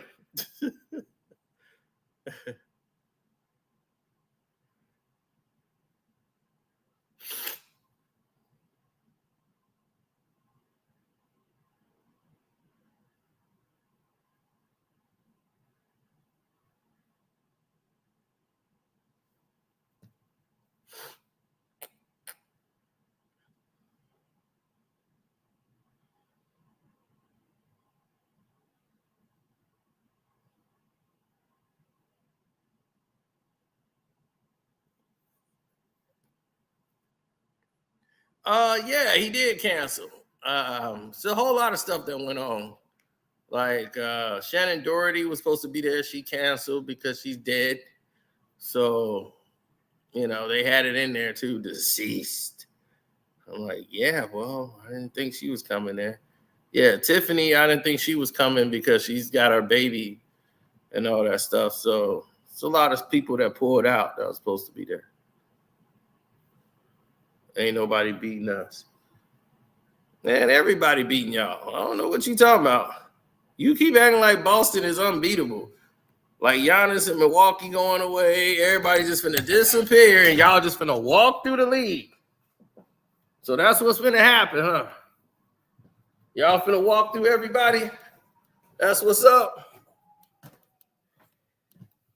So that's what's up, huh? Y'all just gonna walk through the whole team. All the teams in the league, y'all just gonna walk through everybody. All right. Oh, Dennis Schröder did his thing. Let's listen to old Dennis. And Kevin Durant tweet, high IQ and entertainment. For me, that's just being weak. Like that type of a star, and you have to say something to, what I'm saying, like a person like me, like who not even meant it to be negative. It was just what I see from both sides. You know what I'm saying? So I didn't appreciate it. Not even appreciate it. I don't care. But at the end of the day, like that tweet or whatever he posted was because of me. And for me, it was never no negative stuff. Like, I respect all those guys, all GOATs. But to say that tells me how weak he is as a person. You know what I'm saying? It is what it is. Not everybody is strong. Not everybody is, what I'm saying, like in a good place. That's right. Not everybody's mentally strong. And he's right. Kevin Durant, you showed me that right there with that post. He was absolutely correct. You were mentally weak, and that's what we saw. Oh, yeah, the link's in the chat. You want to step up? So God's plan is return. So,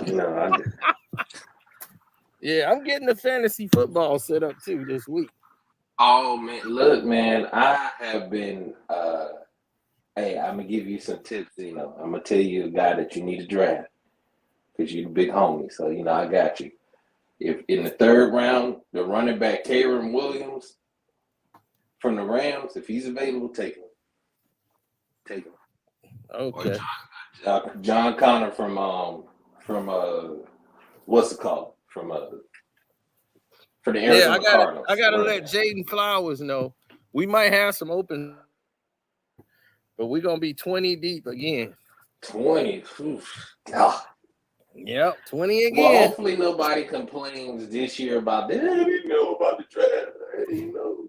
Right, that's what I'm saying. Last year they like, I didn't know about the draft. It's in the league notes. You put it in exactly. the league notes. It's in the league notes. They don't read.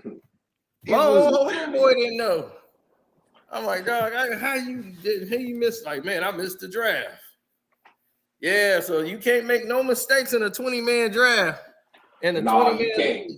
You can't. What I'm gonna do this year, though, I'm gonna add an extra empty space so that people can actually put another person on there.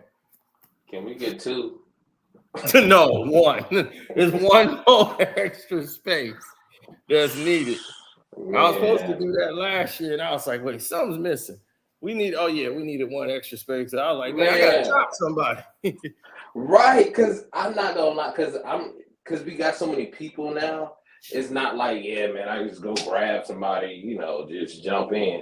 Like, if you don't grab somebody by week 6, hey, you just go have to keep your team as is. Yeah, then we got offense and defensive players. We got a real team. We got a real fantasy football team.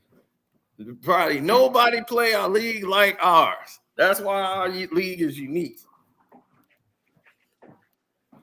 I go to everybody else fantasy football team, man. I went 15-0. I had 100. You gotta try HD's one, because that one right there is we drafting like actual. We got to draft like a lot of. We got the defensive tackles. Like it's a lot of them. Like if you was to do it with 20 people, we'd be there for 10 hours draft. But we was there. HD's one. We draft like all types of positions. Yeah. But my Boston is going to win again. I'm not concerned about Damian Lillard and the Milwaukee Bucks. They gave us a championship. I want to appreciate the Milwaukee Bucks for being stupid, for giving us Drew Holiday. And now we got Drew Holiday for 5 years on the contract, and now we're going to be balling. Well, Jason Tatum is going to be the reason y'all lose. Oh, no, and they're going to blame him for what happened. What did I tell you, Cena? What did I tell y'all all season? We win in spite of Jason Tatum. We lose in spite of Jason Tatum. When we lose, it's Jason Tatum's fault. When we win, it ain't got nothing to do with Jason Tatum. I told you, what in the finals, what did Jason Tatum do outside of playing defense? Or half of that. Okay, and did we win the championship? Exactly. So we won in spite of him. And I kept telling y'all that. He had to say he hates that I'm right about that. I keep telling y'all that. And Jason Tatum, he on the NBA 2K cover, so he gonna be hurt, and we gonna win again. So I like where this is going. I'm glad they didn't choose Jaylen Brown on the cover, but then I'd have been concerned. So look, it's a lot of going in our favor. I mean, look, you want to keep believing in the 76ers, and for 5 years straight. Actually, we can go back further. Let's go back further. Let's go back 2018. Let's go back there. They lost against us. And then 2019, they lost against Kawhi. 2020, they lost against us. Then they lost the next year, they lost against Trae Young when they should have went to the finals. Everybody was hurt. The next year, then they lost to us. Then the next year after that, they lost to us again. And then the Knicks this year. So who else are they going to lose to? It don't matter. I think you should stop betting on the 76ers. Just leave it alone. Just put it away. You've been saying that for almost a decade now. Because when 2028 come around, it's going to be a decade since you've been saying that. No, and for 10 years, I can't wait. I'm going to say it. Fix is in, baby. Yeah, right. The fix is in. Just like the Bears going to the Super Bowl, baby. Jesus Christ. Not with, okay. So you going to the Super Bowl with cosplay Patrick Mahomes? Yep. That defense is taking us. I actually got the Packers going this year. I think the Packers just... Packers? Yeah. Man, they ain't going nowhere. Look, don't you do Jordan Love like that, because he was one dumb coach play away from going to the Super Bowl. That's the only reason they lost. Quarterback. Look, Jordan Love is the real deal. I don't know how long we've been telling people that. Right, exactly. I don't know how long I've been telling them. We tried to get him on the Bears. We tried to tell Jenny that. She goes, we love Aaron Rodgers. We love him. He's white. I'm like, look, Jordan Love's going to get you there. Trust me. Yep.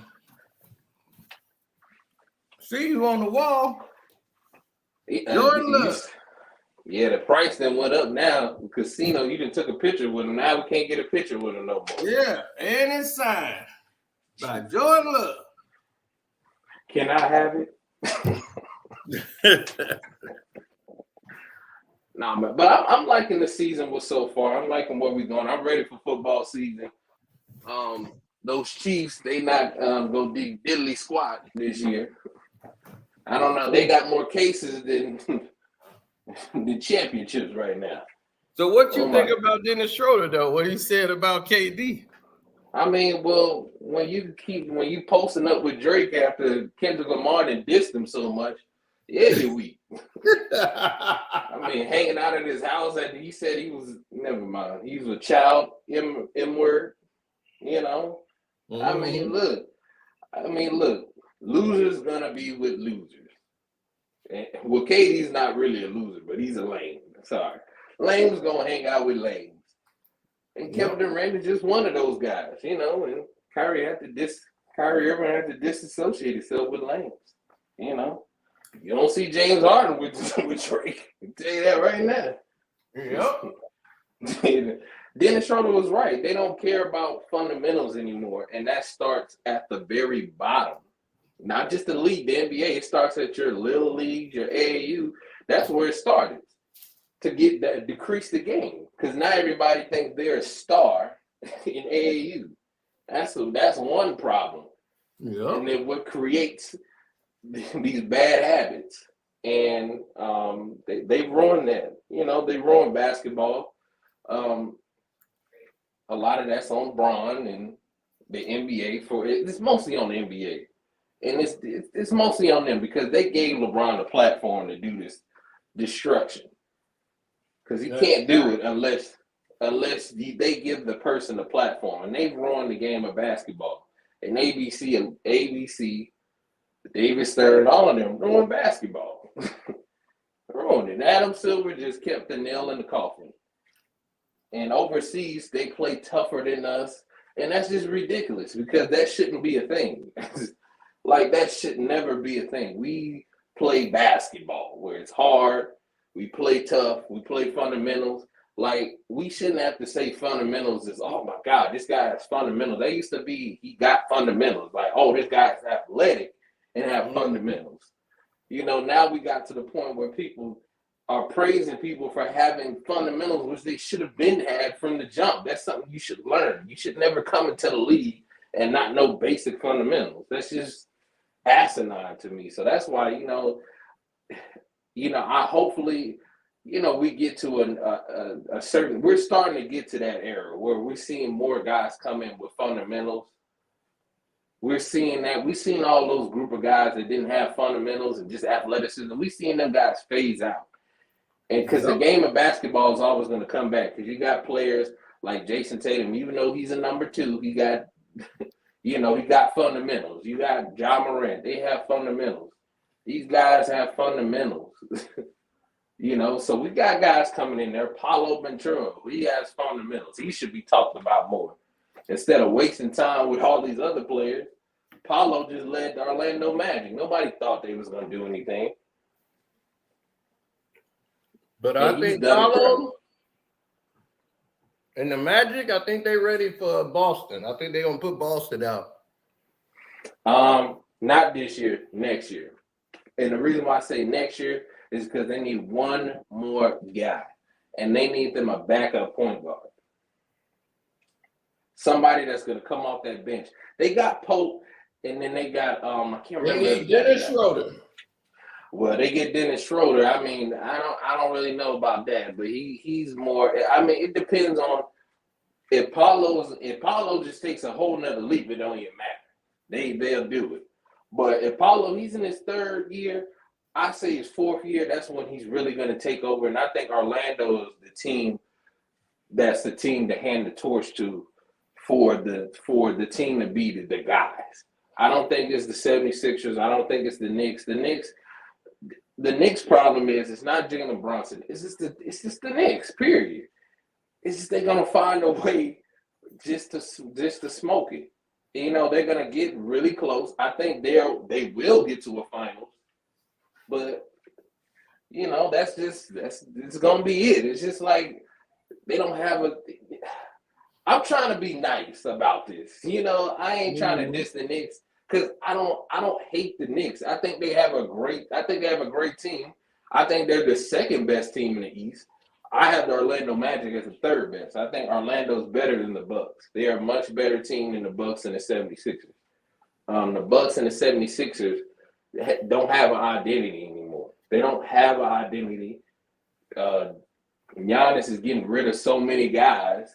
He should have never got rid of Brogdon. He should not have got rid of Drew Holiday. And it's coming to bite him now because now Dame really don't want to be there. So you got to figure that out. I'm not sure what Dame is going to do if he's going to stay. Man, Dame got wife problem. Well, look. He missed his wife. I What's up, did. Jamaica? Jamaica, you there? Yeah, What's up? man, I'm disappointed in you, Casino. Why? You know, you was praising Kevin Durant at first. Now you dissing Kevin Durant, saying he getting high and just play video games. That's what he do. Yeah, but you know how many different businesses and stuff that he owns right now. He own a lot of them, but what that got to do with what we talking about? You Yeah, can't but talk you about what his can't. businesses are. Yeah, but you can't say, oh, that's all he just all he do is just get high and And you play know. Call of Duty. Yeah, that's him. Yeah, I mean, but he chose to be single. And he chose to do that. You know what I'm Mhm. saying? I mean, you can't Like blame Dennis Schroeder said, he weak. but my thing with Dennis Schroeder. If Dennis Schroeder speaks so negative about the NBA, why he playing in the NBA? Why don't he just go ahead For the and money. but he did. Why don't he just stay in Germany and just play with the German league? Because of Then the you know. money. Oh, man, I can't. I mean, Dennis, was Dennis Schroeder wrong? What he said? Nope, he wasn't wrong at all. hey, All he said was, I think he wrong because you gotta have if the NBA is just entertainment. And if it's just entertainment, then how come y'all couldn't beat them then? You Well, know what because I'm they got saying? better players, but it's still entertainment. Yeah, it's entertainment, but then how come now? Okay, if it's just all entertainment and so there's no IQ in the NBA. that ain't For what the he said. most part, no, that's not what he's saying. But for the most part, they don't. What he's saying is they don't value or show fundamentals in the league anymore. They show just athleticism. That's Mm-hmm. what they promote: athleticism and threes. That's not shooting a three is not having fundamentals. That's not what that is. So you're not promoting your game of basketball. You're promoting entertainment first and then basketball last. That's not what it's supposed to do. That's not what the NFL does. The NFL promotes the game and entertainment second, Mm-hmm. which is why the NFL, even though that they changed rules, it still does numbers and it still is entertaining to watch because they're not gonna too much ruin the integrity of the game. They're gonna if they did something wrong, like just like the Pro Bowl, they changed that right away. They tried something, got rid of it. The NBA sticks with it for 5 years and be like, man, this ain't working. It wasn't working in the first place. Yep. Oh, we keep. That's the problem. They don't know when to let go. And that's what the struggle problem they're having now is they don't know when to let go. Promote your younger talent. You know, like this NBA, the playoffs, this was a solid playoffs. We had younger teams in there. You had the Knicks in prominence. Why weren't they talked about more? Like they did what they were supposed to do. They talked about Listen here, here's my thing. Here's my thing. You know what I'm saying? To me, and I'm gonna be honest with you. You know what I mean? It just seemed like Dennis Schroeder. It seemed like jealousy. Are you jealous? You know what I'm saying? I mean, my thing is, if you're gonna talk bad about somebody, beat them. If you can't beat them, then why you talking? You know what I'm saying? That's just me, man. I don't know. You know what I'm saying? Put up or shut up. That's what it is, man. I mean, I don't know, man. He can't Shouts out the Will Kane. I see you. It just put up and shut up. It's like you can't just it's okay, entertainment and IQ. Oh, it's just all entertainment. I don't know, man. It just the way he came off. The way he came off at Kevin Durant, it seemed like he's jealous of the guy. No, he really didn't. He made a statement, and Kevin Durant went up there and put the post up there. Entertainment and IQ. He was like, "Man, you What I'm saying though? What's wrong with him putting that up there? That I don't see nothing wrong with that. He's trying to respond back to Dennis Schroeder. He's like, that's not even what I was trying to say. You know, like he's like, I ain't trying to say y'all don't have that. I'm trying to say over here the way the game is. The game over here is catered around IQ than entertainment. Over in the NBA, it's catered around to entertainment before IQ. That's basically what he's saying. And Kevin Durant just took it and went the whole nother way with it. That's true. It's more entertainment. Like he said, I wasn't even saying that as a distraction. You know, like I wasn't even trying to start nothing with it. But that's weak. And Kevin Durant tweet high IQ and entertainment. For me, that's just being weak. Like you, that type of a star, and you have to say something to, you know what I'm saying, like a person like me, like who not even meant it to be negative. It was just what I see from both sides. You know what I'm saying? So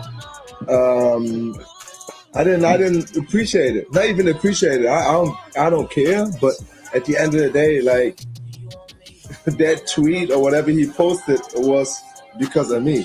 And for me, it was never no negative stuff. Like I respect all those guys, all GOATs. But to say that tells me how weak he is as a person. You know what I'm saying? It is what it is. Not everybody is strong. Not everybody is, you know what I'm saying, like in a good place. He's weak for responding. How you gonna talk about somebody, then you respond?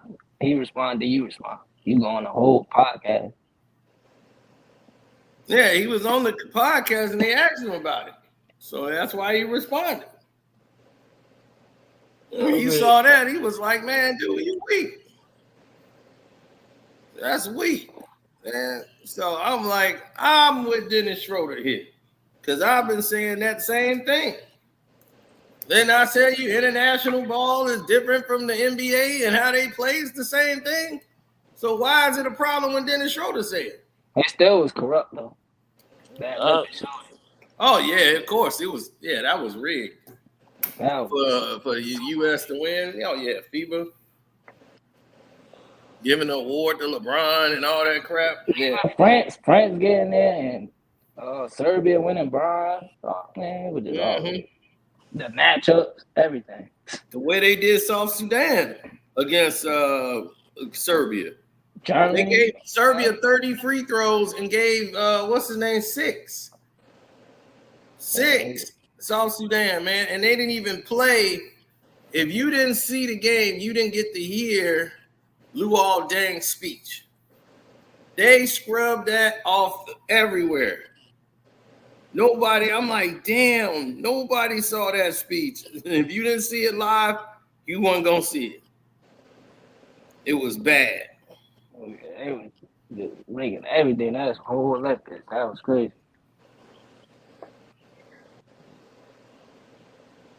You know what I'm saying? Well, I understand. Okay, I see what y'all talking about. You know what I mean? I understand. I see what y'all saying. It's just that my thing is like you had a lot of people out there that was, I don't know, for some reason that was, deliberately they were taking shots at the men's basketball team, at the USA men's basketball team, saying, "Oh, y'all not gonna," you had some people out there saying, "Oh, y'all probably ain't gonna win gold. Y'all gonna," they was like just talking bad about them. And I was like, "Nah, why so many people talking bad about the team like that?" Entertainment, man. They gotta promote it. Everybody knew they was gonna win. You know what I mean? It's talking bad about him, just bashing him. I'm like, damn, like, he dudes don't want gold. Add some little drama to it. Like, oh, what did they lose? And if they lose, man, they was gonna win. Regardless. You know what I'm saying? Like, what the hell? They got the best players every year. You're supposed to win. Mm. Yeah, they supposedly the best players.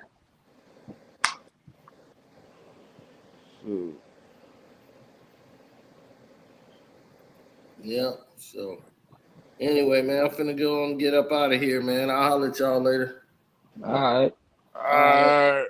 I'm gonna go ahead and set up this fantasy football too, so we can start getting situated.